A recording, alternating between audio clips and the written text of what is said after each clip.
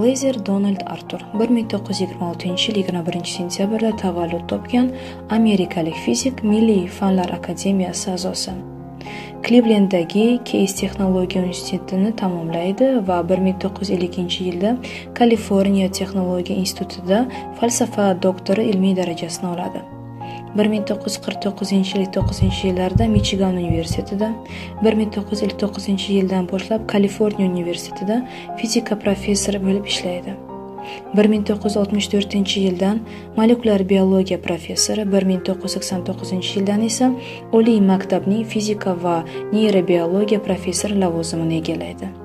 Uning ishlari zarralar fizikasi, kosmik nurlar fizikasi va molekulyar biologiya fizik usullarini qo'llashga bog'liq bo'ladi. 1952 yilda u zaryadlangan zarrachalar izlarini kuzatish uchun pufakli kamerani ixtiro qiladi. Keyinchalik 1960-yilda bu ishi uchun Nobel mukofotiga sazovor bo'ladi. U boshqa olimlar bilan birgalikda gipernlarni parchalanishida paritet saqlanmaganligi to'g'risida eksperimental dalillarni oladi. Lambda va sigma gipernlarning spinini aniqlaydi.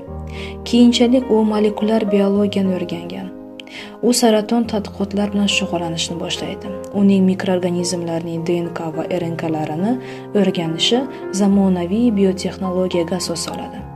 Boshqalar bilan birgalikda u saraton kasalligini davolash uchun dori-darmonlarni ishlab chiqqan birinchi biotexnologiya kompaniyasi Chetos korporatsiyasiga 1971-yilda asos soladi. Kompaniya beta interferon, interleykin 2 ni ishlab chiqaradi. Kompaniya xodimi Kari Mullis polimeraza zanjiri reaksiyasi bo'yicha tadqiqotlar uchun Nobel mukofotiga sazovor bo'ladi.